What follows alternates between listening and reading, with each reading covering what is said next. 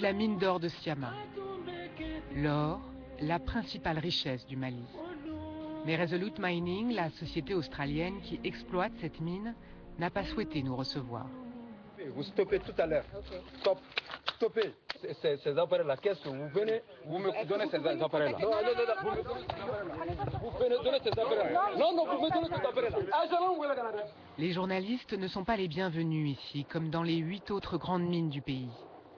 Pour parler d'or, il faut se contenter de ces images, fournies par les géants de l'extraction minière, comme Randgold ou AngloGold Ashanti. On y voit une belle réussite industrielle et des infrastructures gigantesques. En 20 ans, ces sociétés étrangères ont fait du Mali le 3e producteur d'or du continent, derrière l'Afrique du Sud et le Ghana. L'or représente 70% des recettes d'exportation du pays. Syama, c'est aussi le seul employeur.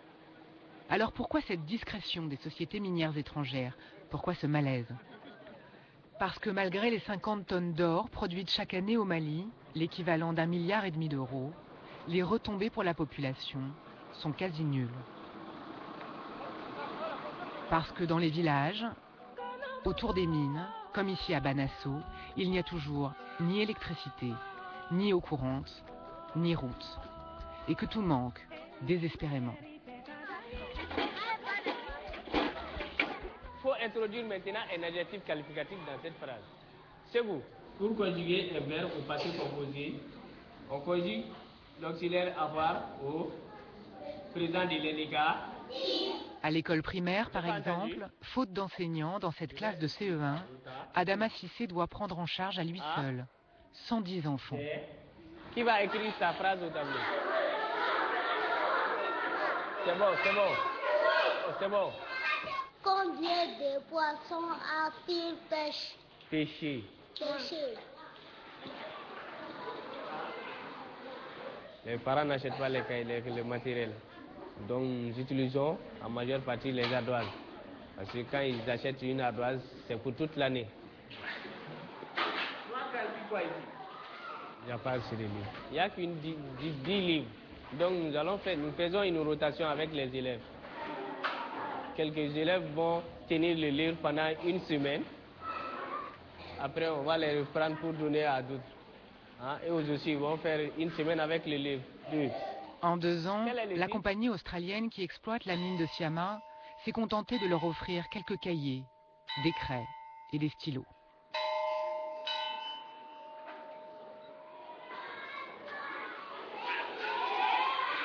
L'exploitant précédent avait été à peine plus généreux. Randgold, le géant sud-africain, avait aidé le directeur à rénover cette salle de classe, qui ne sert aujourd'hui pourtant à rien. On a dû abandonner cette classe parce qu'il n'y a pas l'électricité. Et quand le jour baisse, vers 16 heures, il fait sombre à l'intérieur. Et les élèves ne voient plus rien.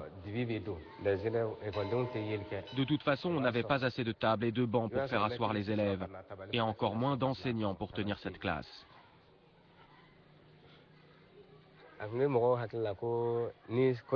On croit que la vie est facile dans les zones minières.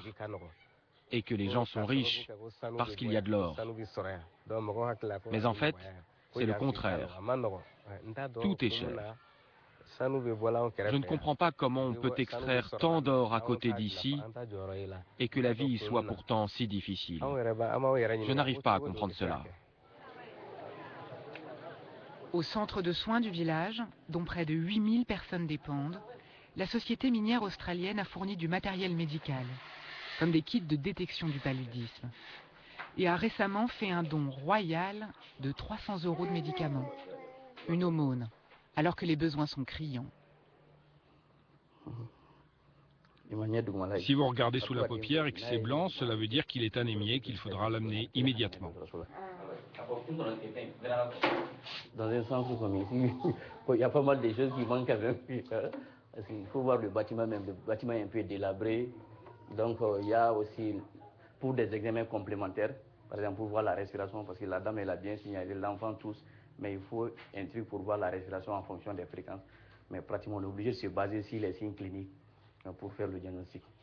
Vous voyez, s'il y a une adduction aussi, donc c'est plus facile encore de se laver la main.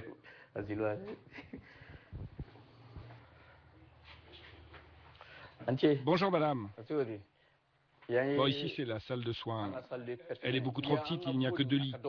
L'hiver c'est très problématique car beaucoup d'enfants ont des crises de paludisme aigu. Et les vieux aussi. Ils arrivent épuisés et on est obligé de les mettre dehors par manque de place. Aucune opération possible, juste les soins les plus sommaires. Et pour les évacuations, il faut faire venir l'ambulance à près de 100 km de piste.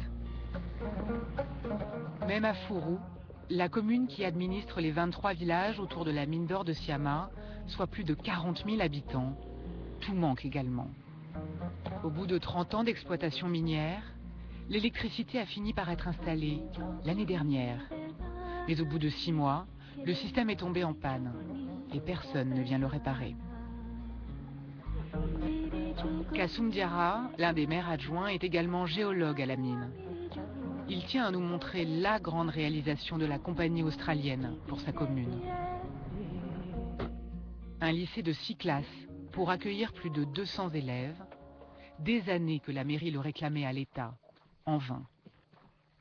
Ça fait à peu près 6 mois que les travaux ont commencé. Là, ce sont les classes. La rentrée doit avoir lieu en septembre prochain. La mine a aussi promis de payer une partie du salaire des professeurs.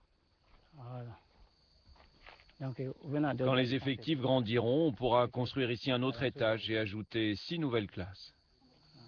Pourtant, c'est tout autre chose que ces dons en nature dont la mairie de Furu aurait besoin. La mine de Syama ne nous paye aucune taxe. Elle verse bien des impôts à l'État, mais ça ne redescend jamais dans les caisses de la mairie. En 30 ans, la mairie n'a jamais rien reçu.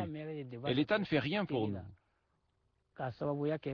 On est monté au créneau, on s'est plaint au gouvernement, mais on n'a jamais eu de réponse. Notre seule façon d'obtenir quelque chose, c'est quand la mine accepte de réaliser des travaux de ce genre. On espère qu'un jour l'État va fléchir et nous versera ses taxes. Qu'est-ce que vous voulez qu'on fasse? Il y a 6 mois, la société australienne a aussi installé cette pompe à énergie solaire pour augmenter les débits d'eau que les femmes jusque-là tiraient des forages. Une installation pourtant inadaptée aux besoins des habitants.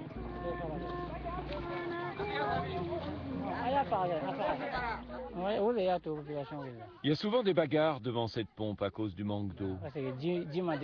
C'est insuffisant, il y a trop de monde au village par rapport à la quantité d'eau.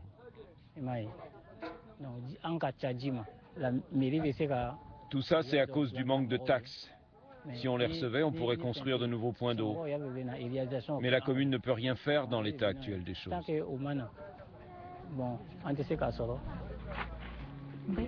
Une mairie impuissante, abandonnée par l'État central où la corruption existe à tous les niveaux.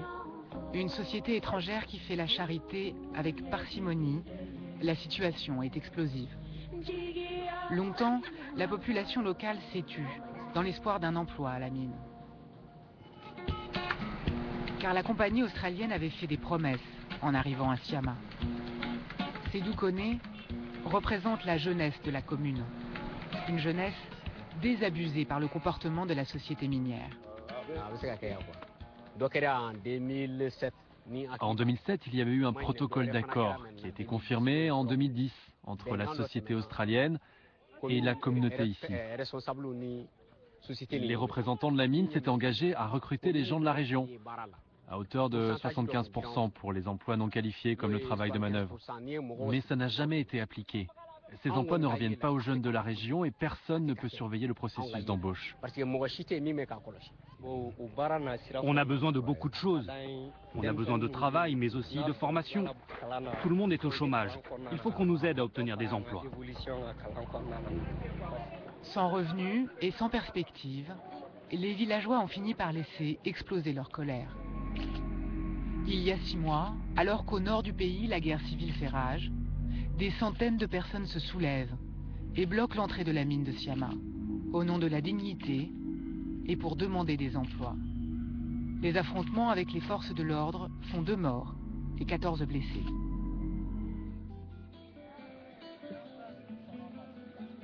Banasso, à 8 km de la mine, est le village qui a payé le plus lourd tribut durant cette journée d'affrontement en novembre.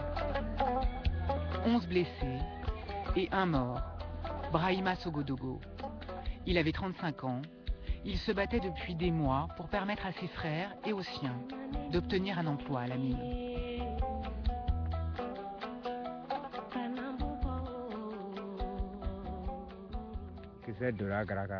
Durant la manifestation, la balle l'a atteint en pleine poitrine. Il a crié une seule fois. On l'a emmené au dispensaire, mais c'était trop tard. Il était déjà mort. La mort de notre frère a beaucoup choqué les gens ici, parce que Brahima avait de l'ambition pour notre village. Il était un des piliers de la jeunesse. Ça a été un coup dur pour tout le monde. Depuis sa mort, il n'y a eu aucun changement. Il n'y a pas eu plus d'embauches. La mine ne nous a jamais rien rapporté. Elle est sur notre terre depuis 30 ans, mais on n'en profite absolument pas.